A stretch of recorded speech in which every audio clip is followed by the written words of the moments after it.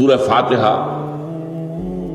جو ہماری نماز کا جزو لازم ہے، حدیث نبوی ہے لا صلاۃ لمن لم یقرأ بفاتحۃ الکتاب، سورہ فاتحہ کے بغیر کوئی نماز نہیں۔ ہر رکعت میں ہم پڑھتے ہیں، یا یہ دوسری بات ہے فقہ حنفی کے مطابق امام پڑھتا ہے اگر جہری انداز میں تو گویا کہ پوری جماعت کی طرف سے ادائیگی ہوئی، لیکن اس پہ اتفاق ہے کہ سورہ فاتحہ ہی اصل نماز ہے۔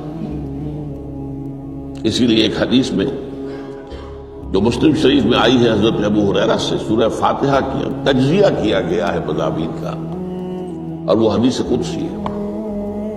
قسمت الصلاۃ بینی و بین عبدی نصفین، اللہ فرماتا ہے میں نے نماز کو اپنے اور اپنے بندے کے درمیان برابر برابر تقسیم کر دیا۔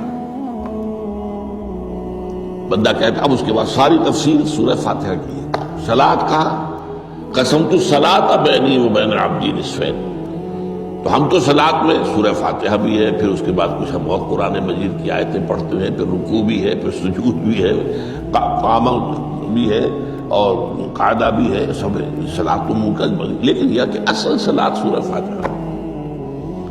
چنانچہ اس حدیث میں تجزیہ کیا گیا ہے جب بندہ کہتا ہے الحمدللہ رب العالمین، اللہ فرماتا حمدنی عبدی، میرے بندے نے میری حمد کی۔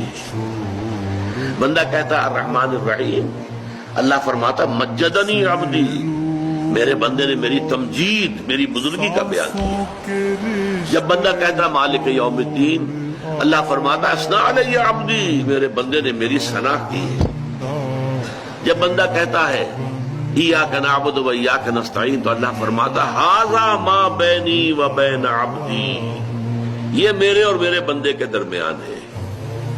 ولعبدی ما سأل، میرے اور میرے بندے کے درمیان ہے، کس معنی میں؟ یہ معاہدہ ہے میرا اور میرے رب بندے کا کہ میری ہی بندگی کرے گا، مجھے سے مدد مانگے گا، اور جو اس نے مدد مانگی ہے میں نے دی، گرانٹڈ۔ اور پھر جب بندہ کہتا ہے اہدنا الصراط المستقیم صراط الذین انعمت علیہم غیر المغضوب علیہم